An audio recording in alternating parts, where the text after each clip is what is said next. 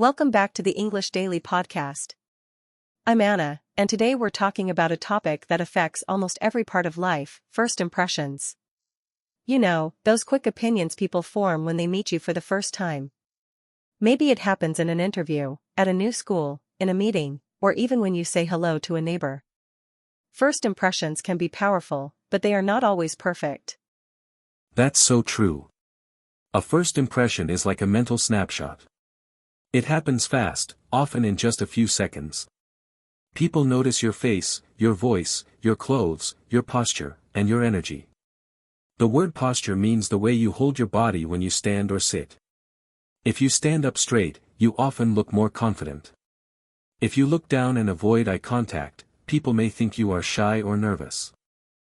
And that brings us to an important idea: first impressions are not only about appearance. They're also about signals. A signal is a sign that tells other people something. For example, a warm smile can signal friendliness. A clear voice can signal confidence. Even the way you listen can send a signal. If you look at the speaker and nod sometimes, it shows respect and attention. I like that word, signal, because it reminds us that communication is bigger than words. In fact, in many situations, people believe body language before they believe the content of your message. Body language means the messages your body sends without speaking. Your hands, face, and posture all communicate. So if you say, "I'm excited to be here," but your arms are crossed and your voice is flat, the message may not feel convincing. Exactly. But here's the good news: first impressions can improve. You do not need to be perfect. You just need to be clear, calm, and respectful. Let's talk about 3 practical tips. First, prepare a simple introduction. For example, "Hi, I'm Anna. I work in education, and I love helping people learn." That is easy to understand and easy to remember. Second, pay attention to your tone. Tone is the feeling in your voice. A friendly tone can make you sound open and approachable. The word approachable means easy to talk to. People usually feel comfortable with someone who sounds relaxed and kind. You do not need to speak loudly or dramatically. You just need to sound human and sincere. Third, ask a question. This is a very useful conversation skill. When you ask someone a question, you show interest in them. For example, "How did you get started in this job?" or "What do you enjoy most about this class?" Questions create connection. They also help reduce pressure because you do not have to carry the whole conversation yourself. That's a great point. Many learners think a good first impression means talking a lot, but often the opposite is true.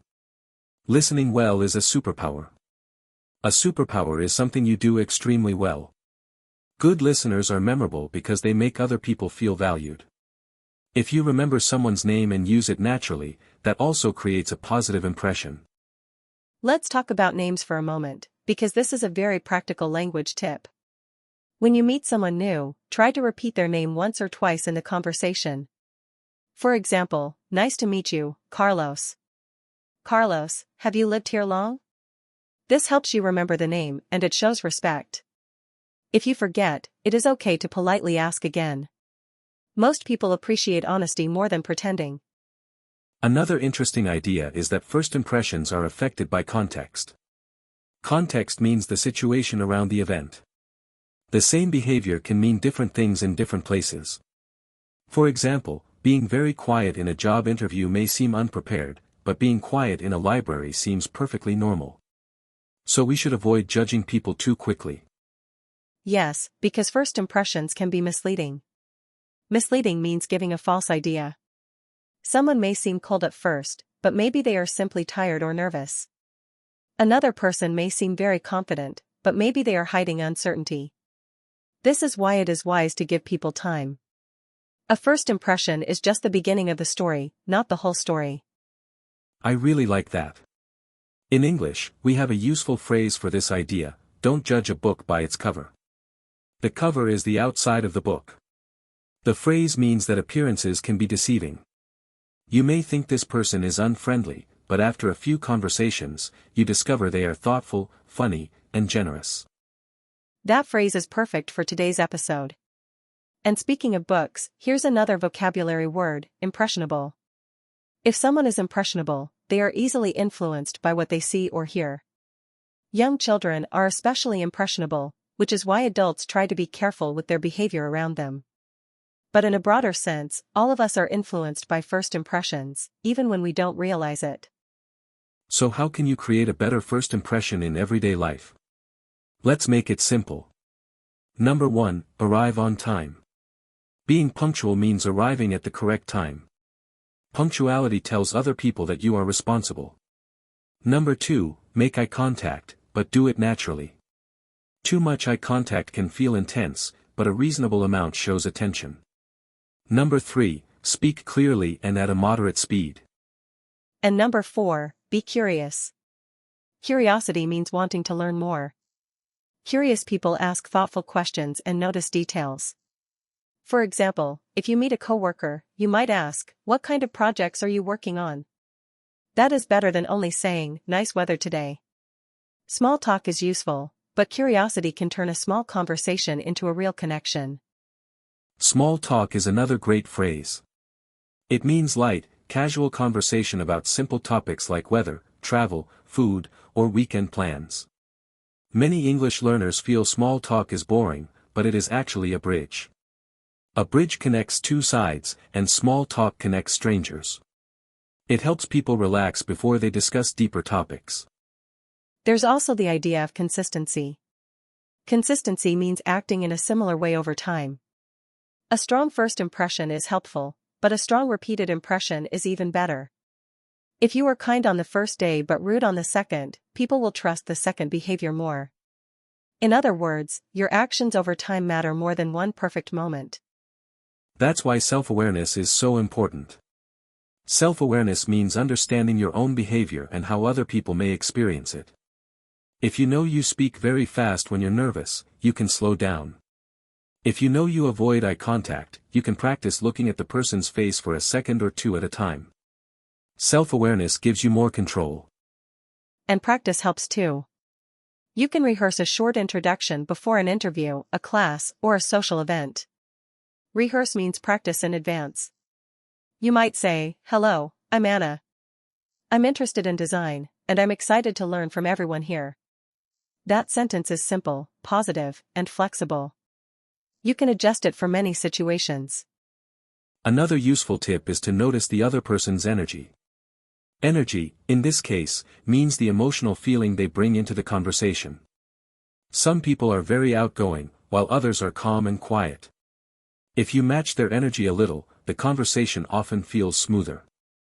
But do not copy them exactly. You want to connect, not act like a mirror. True. And if you feel nervous, remember that nervousness is normal. Most people are not perfectly relaxed when meeting someone new. A little nervousness can even make you more careful and polite. The goal is not to erase every emotion. The goal is to stay present, listen well, and respond with respect. I also think it helps to remember the difference between confidence and arrogance. Confidence means trusting yourself. Arrogance means acting like you are better than other people. A confident person can say, "I'm learning, but I'm happy to share what I know." That sounds strong and humble at the same time. Humble means not showing off. Great distinction. Being humble often makes a better impression than trying too hard to impress. People generally like authenticity. Authenticity means being real and honest instead of fake. If you are naturally quiet, that is okay. You do not need to become a different person. You just need to express the best version of yourself. So let's imagine a real example. You walk into a new language class. You smile, say your name clearly, shake hands if that is appropriate, and ask a simple question like, "How long have you studied English?" Right away, you look friendly, interested, and organized. That's a strong first impression, and it comes from basic habits, not magic. And if the first conversation feels awkward, don't worry. Awkward means a little uncomfortable or not smooth. Every social skill gets easier with practice. You can learn from each conversation.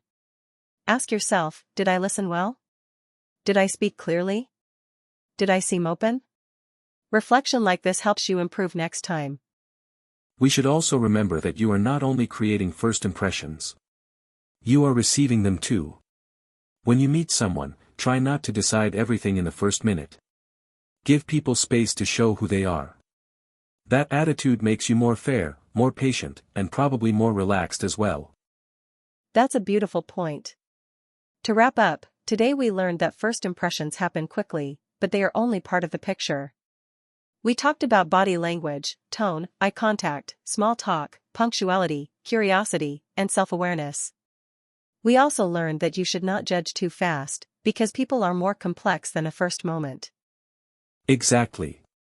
Here's the big takeaway: make your first impression warm, clear, and respectful, but also give other people the chance to grow beyond it. If you remember just a few words from today, remember these: posture, tone, signal, context, punctual, curiosity, consistency, and authenticity. Thanks for listening to the English Daily Podcast. If you enjoyed today's episode, subscribe for more practical English listening practice, and we'll see you next time.